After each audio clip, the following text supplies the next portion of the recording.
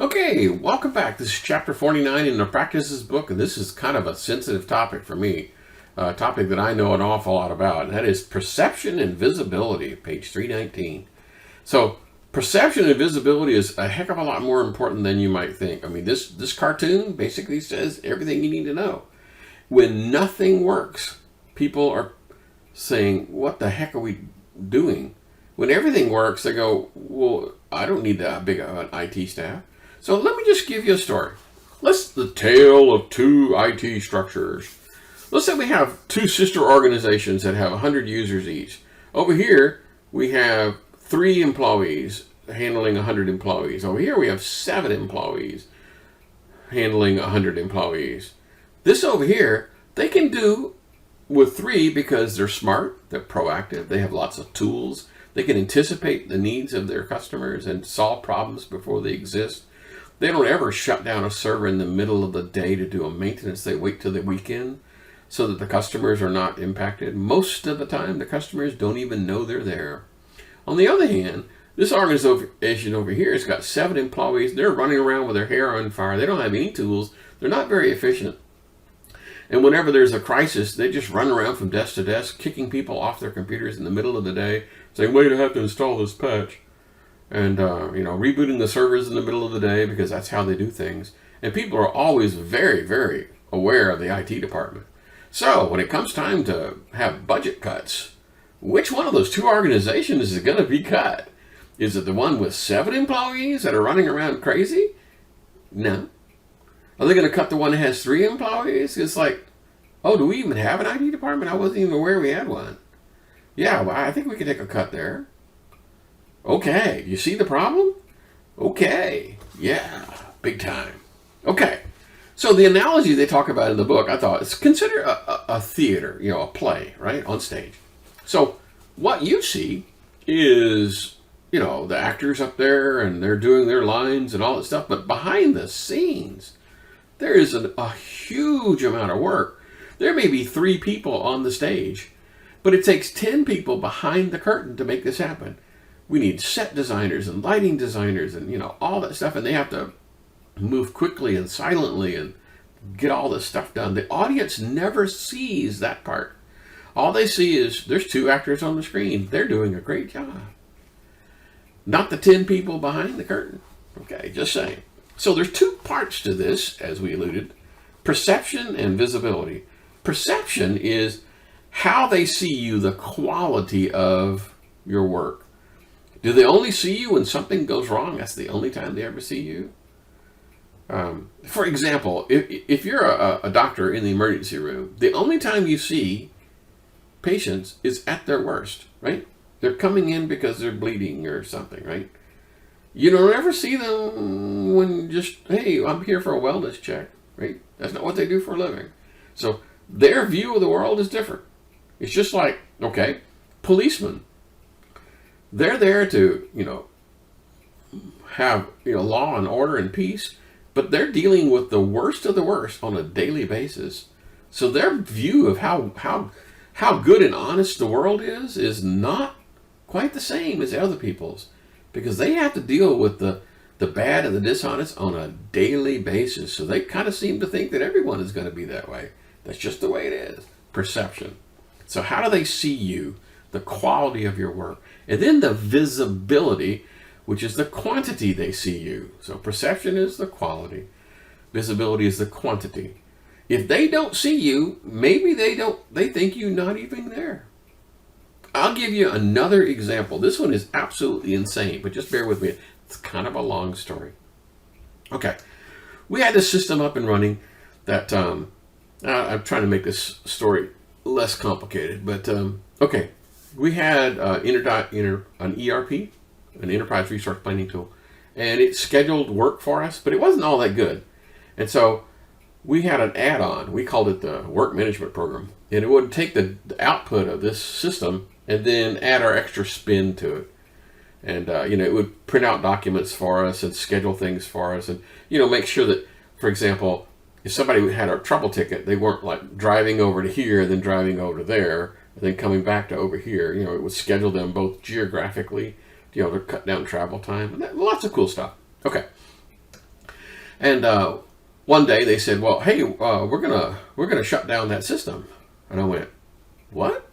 They said, yeah, nobody's using it anymore. I went, are you sure?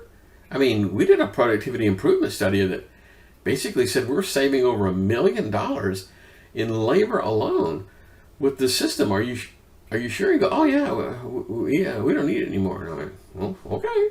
And so they pulled the plug, and then the next day, the supervisor is saying, hey, where's the printout showing the scheduled work for the day? And I went, well, you told us you weren't using it anymore. And they went, well, what? Well, yeah, the work management program, you told us that you didn't need it anymore. Oh, is that what that is? They didn't know what it was. It worked flawlessly for years. They thought it was being produced by the ERP. They did not know that there was something in between. They had completely forgotten. And so when they shut it down, it was like, holy moly, where's our stuff? We got to do all this stuff by hand? It's like, well, yeah, because you told us. Visibility. Yeah, we won an award. We got $1 million savings. It was in the newspaper, for God's sake. Yet years later, we never talked about it ever again. So it lost visibility. Years later, they didn't even know what it was. Okay, visibility. All right. Whew. The problem with perception and visibility, it belongs to them, not you. Right? It's their perception. Okay. It's their reality that matters, even if it's wrong. Okay. And trying to fix their reality is probably not the right way to do it. Okay. Zeroing in on the perception part, page 913. The customer doesn't see how hard you work. In other words, they can't tell. When they ask for something, they don't know, is this an easy fix or is this a complicated fix? Is this going to take 1 hour or 1 week? They do not have a clue. All they want is they want their stuff done. Okay? That's all they want. They do not know if it's complicated or not. So they're not going to say, oh, wow, that was a great job, because they don't have any idea if this was something that was tough or not. Just saying. All right. So you alone are responsible for maintaining that perception in them, right? The perception belongs to you, belongs to them, but you're the only one that can influence it, right? Okay. So first impressions. If you get labeled as a bad kid in school, then when things go wrong, they're going to start blaming you, right? First impressions are kind of sort of important, right? I like that bad school analogy there in the book. So let's talk about what impacts their first impression. Strangely enough, outward appearance. Okay, I know we're talking dress code and that kind of stuff, but just bear with me. So are you on time when you say you're going to be there, or perhaps you're a little bit early? That would be really cool. Hey, I'll come by your office at 11 and I'll take a peek at that, and then you show up at 11:30. Okay, being polite, being friendly, listening to them rather than just telling them, well, I think the problem is this. Have them sit down and listen to them. And also, oddly enough, what you wear. I mean, there was a story about a shaded area story talking about this woman that had wild colored hair. And, they kind of stood out, but that was kind of her stick. So is there a dress code? Is there even an unofficial dress code? Am I supposed to be wearing a t-shirt with funny sayings? That could be memorable. It could be. But, if the person you're going to go see is wearing a coat and tie, and you come in there with flip-flops and shorts and t-shirt, their instant first impression is, geez, what a bum. Right? Just saying. Okay. Staying calm. Okay, you might be frustrated as heck that this person is having trouble when no one else is having trouble, but you're there to solve the problem. The problem, not the IT problem, the problem. If that means you have to sit down and teach them how to do their job, then yeah, that's part of the problem. Because if you say, I'm sorry, this is not a computer problem, you need to go talk to your boss on how to enter this flight data in this recording software, they're never going to call you ever again. And their perception of you is going to be, you didn't help any, even though it isn't your job. Okay, right? So it's pretty doggone easy to get frustrated, but for God's sakes, don't yell. And the example they talk about in the book is if you're really, really frustrated with, I'm going to go ahead and say this, how stupid, don't say that out loud, but how stupid the user is, take a smoke break, take a bathroom break, calm down, come back and sit down with them. I can tell you some crazy stories of my days about, one or two users that were like, oh God, it's him, please. We would undo rock, paper, scissors to find out who had to go sit down and help this person. It was bad. Okay.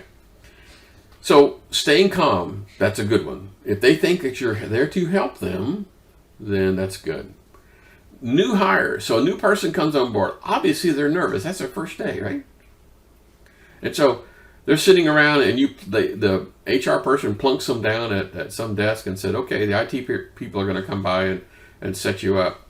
Now, I'll confess that in my world, I just assumed that you knew how to use a computer, and that once we had Microsoft Office installed on your machine and up and running, I kind of sort of thought that you knew how to run Microsoft Word and Excel. In other words, it wasn't my job to teach you how to use Office products. Okay, that was my initial perception of users. Okay, so you're supposed to be warm and welcoming and say, hey, it's not very complicated. Let me show you how you log in. What do they do on the first day? Perhaps like a checklist, let's get you logged in and make sure that worked. Write your password down here, but don't memorize it by tomorrow. I don't want to see a piece of paper anymore. Show them how to get into the email and how to get into the messaging boards. Just sit down and talk to them and show them all the things that here's all the network drives. Here's what they're for. Here's what you have permissions on. Basically put a face to the organization. You don't want to do this remotely. You don't want to do it over the phone. Have a human being there talking to them. That's going to make them feel comfortable, because they might say, oh, well, I was using, Linux at my other job. And I go, oh, okay, well, here's how we do things. It's a little different. I know you're probably used to doing this, this, and this, but we're going to do this, this, and this.